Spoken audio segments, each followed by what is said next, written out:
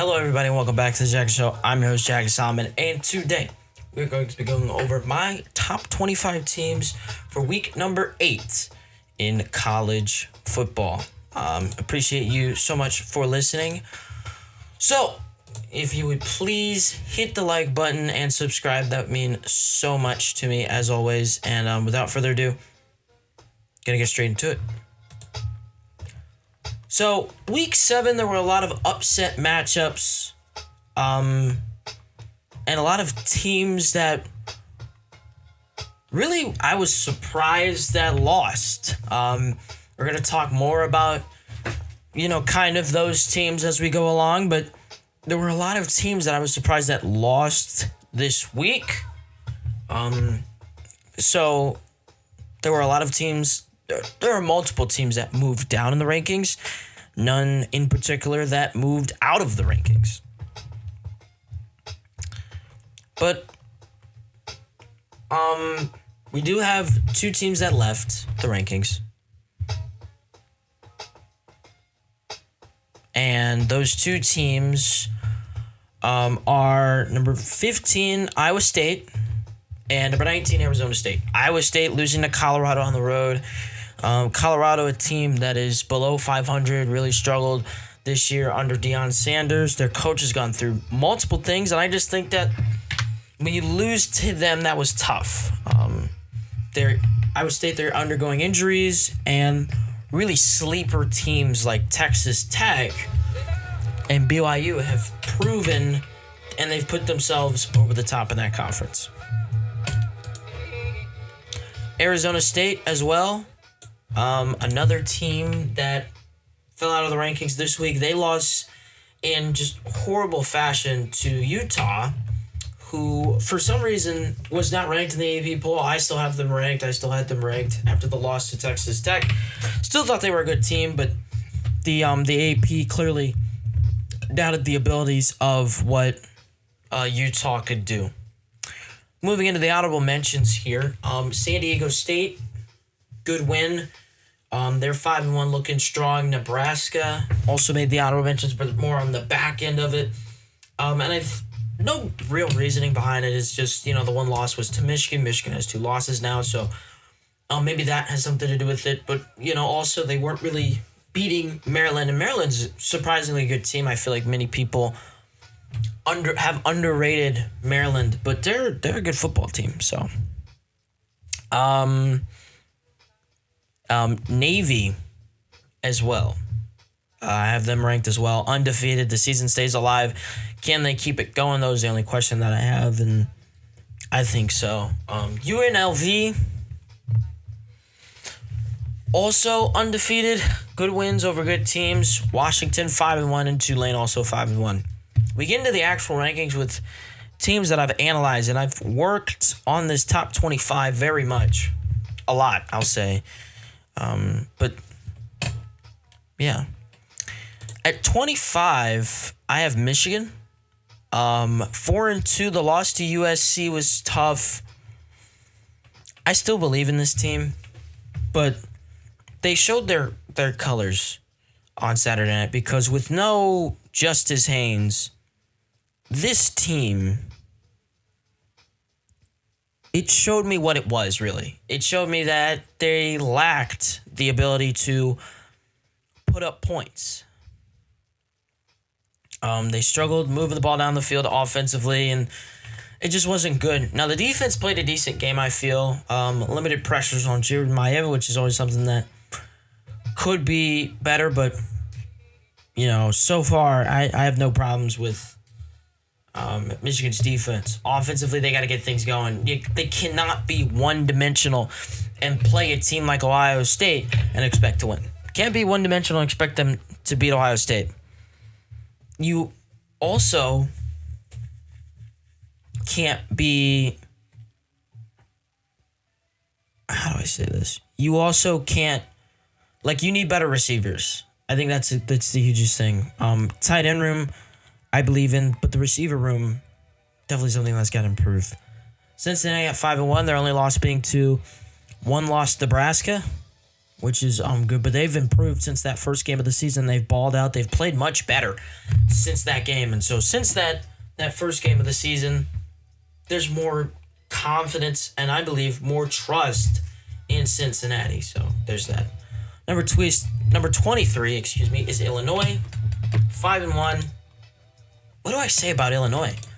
I'm not gonna say that Illinois struggled because they really haven't. It's just the two losses were to two really good teams. Maybe the best team in the Big Ten right now. Well, I'll say this: two of the best teams in the country. And easily two of the two best teams in the Big Ten right now, in Indiana and Ohio State. A little bit closer versus Ohio State, but offensively, that's where they're having the most issues. I think their defense at this point in the season hasn't lost them games, but their offense has really struggled to get things going, and that's why they've lost so much. Number 22 is USC. Surprisingly, I have USC above Illinois because USC lost to Illinois a couple of weeks ago. But I feel like they underrate USC. That defense is much better than it was last year. And I feel like that was the question mark. Can they have a successful defense? And it's been something that's been talked about with Lincoln Riley his entire career. Can he have a successful defense? Can that defense be good?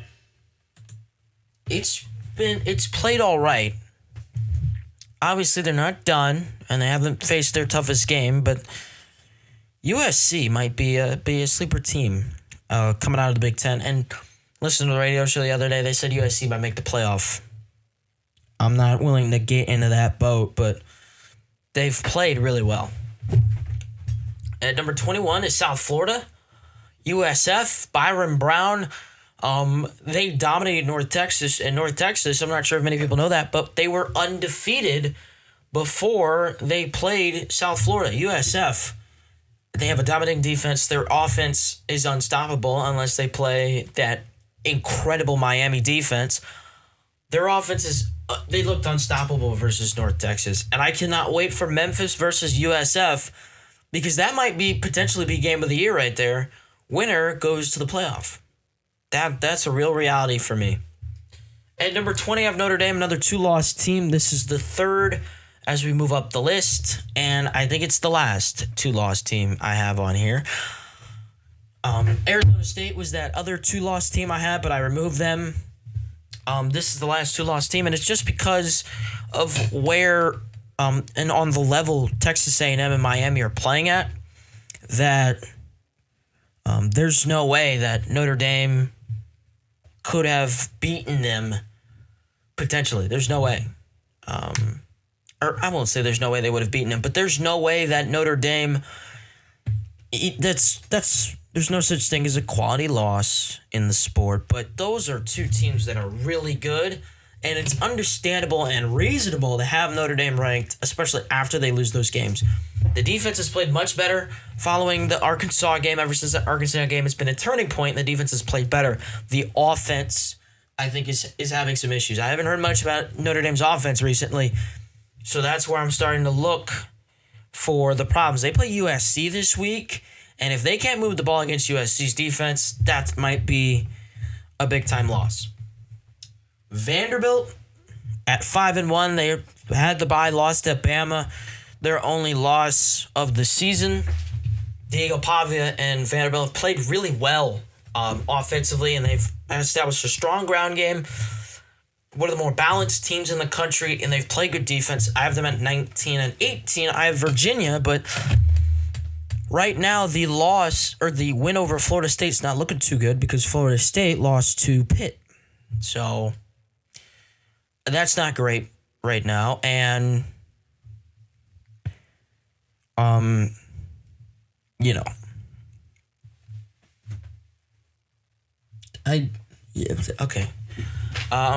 Virginia, the defense is improved solidly, and they are a candidate to make the ACC championship game, but they gotta get through a couple of teams.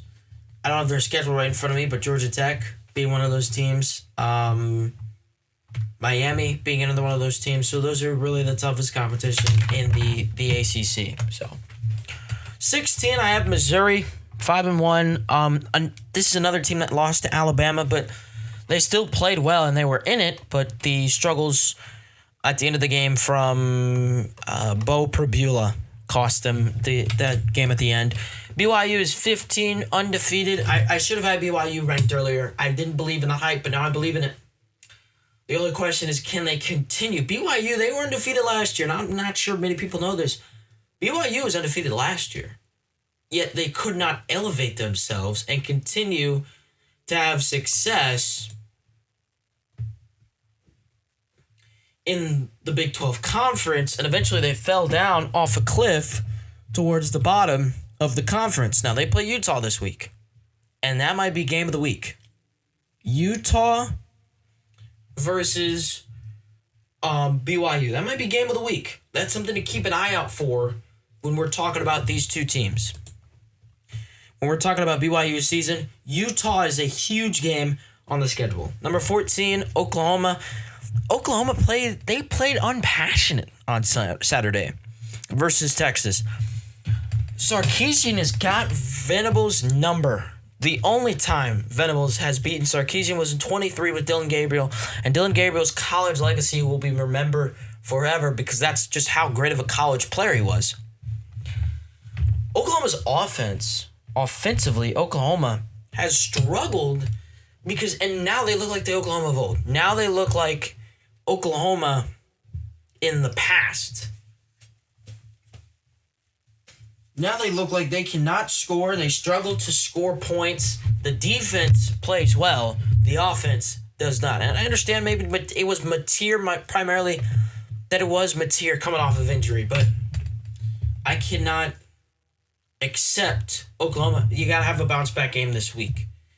You struggle this week, I'm out on Oklahoma. Number 13, Utah. Man, Utah, they're very physical up front, and they play a game's game. They will play a very physical game up front with you. And teams are going to struggle with that. They're going to struggle to play physical up front, especially in the Big 12. Just run right through. Right now, the only team that stopped them has been Texas Tech, and Texas Tech is the front runner to win the conference. But Utah, a team that I didn't see coming up, they came out of nowhere, and they've impressed. They go to BYU this week. Games at BYU. Defense. That's the main thing for Utah this week is defense. Can we play well enough defensively where BYU struggles and they don't have the opportunities that they would normally have to create scoring opportunities? That's the key factor in this game. But this is a big game for both sides. Proves whether Utah is a contender or they're a pretender. Same thing goes for BYU. 12, I have Georgia Tech. Undefeated. Beat the brakes off of Virginia Tech. Virginia Tech is dead, though. So, some tougher challenges will come up the road. This is also the other team that I have as favored to make the ACC championship game. Would not be surprised if they make it. Number 11, I have Tennessee. Joey Aguilar. Tennessee played well versus Arkansas. Arkansas, though, they made it a close game coming back. That Tennessee defense at Rocky Top, it's got to be better. Got to be more stable. Close games like these last couple of weeks. You look at it. Close game versus, who was it? Mississippi State. That's who I was thinking of. Close game versus Arkansas this week. Close game versus Georgia. Tennessee's defense has got to play much better. And I was with, they're the Tampa Bay Buccaneers where they have a great offense, they have a great quarterback. Joey Aguilar is doing great things, but they really struggle defensively, and their defense has put them in opportunities where they're close to losing games. They play Bama this week, and if that defense doesn't get right, they're going to really struggle. I thought, they gave up as much as they did. They struggled as much as they did in the Georgia game because their secondary was injured, but that's just how their defense looks now. At 10 is LSU. Offensive struggles dominate. They cannot run the ball. They struggle to throw it. They got inside the red zone twice on back-to-back possessions. They did not score, yet they beat South Carolina somehow. And that's because of their defense. Defense wins championships, and they're winning ball games for this LSU crew. Does that make them the best team in the SEC? No. Does it make them up there to make the SEC championship game? No. 9 is Georgia, and this is where things get a little complicated for me because Ole Miss goes to Georgia this week, and if Georgia beats Ole Miss, I believe Georgia will make the SEC championship game. There's nobody else that's going to stop them from making it. They don't play A&M. They don't play LSU. They already played Tennessee and Bama. Your toughest games are out of the way. You stay away from Oklahoma. I think there's nothing. If you can beat Ole Miss, there's nothing stopping you from making the SEC championship game. Nothing. I don't think there's anything in your way. Outside that, nothing. Oregon is 8. Tough loss to Indiana on Saturday, but they played well. I think really the offense for Oregon has got to get things going. I think if the offense, because their offense really struggled for them against Indiana. If the offense can figure things out, if they can get things going, I could see Oregon making the Big Ten championship game. Third best team in the Big Ten right now. The Big 12 championship frontrunner for me, Texas Tech. 6-0, undefeated. They're a favorite to make the conference championship game. They're the favorite to win the conference. But with the Big 12, you have your eyes on these teams. You had our eyes on, I believe we had our eyes on Iowa State and Arizona State. Now both those teams have 2 losses. Struggle is real right now for both of those teams. So Texas Tech, they're going to have a lot of eyes on Texas Tech. Can they come through? Can they be like a Utah or BYU? Where can they just have continuous success? And yeah. Number 6 is Texas A&M. They're ranked higher in the AP. I have them ranked 6. As a guy that likes the Aggies, I just have not watched much Aggie football this year, and I'm behind, basically. And another thing with Texas A&M, they play great defense. And Mike Elko is doing a great job at A&M, so props out to him. Got this team undefeated in the driver's seat to make the SEC championship game. They just got to hope the team in front of them right now doesn't do their job, which is Alabama at 5-1. Another great win. I don't know why I have Bama ahead of A&M. It's just how this thing worked out. But I like Bama right now. They're top dog. They're up there. They're my favorite. I like Bama. Number 4, Indiana. Not much else to talk about. I talked about it yesterday. They were very physical up front, and they did a great job of being physical up front. So that defense dominating and keeping up with it. Number 3 is Ole Miss. Trinidad Chambliss, my favorite to win the Heisman right now. Close call versus Washington State, but they were able to win the game. Number 2 is Miami. Had the bye this week. Miami's defense, arguably the best in the country. I think it goes Miami, Ohio State, Indiana, and of course Ohio State's number 1. Dominating defense. Played a great game Saturday. And there you have it. So, to recap the top 25. Honorable mentions go out to San Diego State, Nebraska, Nevada, UNLV, Tulane, and Washington, 25-1. Michigan at 25, Cincinnati at 24, Illinois at 23, USC at 22, South Florida at 21, Notre Dame at 20, Vanderbilt at 19, Virginia at 18, Memphis at 17, Missouri at 16, BYU at 15, Oklahoma at 14, Utah at 13, Georgia Tech at 12, Tennessee is 11, 10 is LSU, 9 is Georgia, 8 is Oregon, 7 is Texas Tech, 6 is Texas A&M, 5 is Bama, 4 is the Hoosiers from Indiana, 3 is Trinidad Chambliss and Ole Miss, 2 is Miami, and 1, the world-famous Ohio State Buckeyes. Defense wins championships. And the top teams in the country right now, at least throughout the top 6, have good defenses. That's my take. Thank you so much for listening to this episode of The Jackson Show. Be sure to leave a like and subscribe. And as always, bring a friend.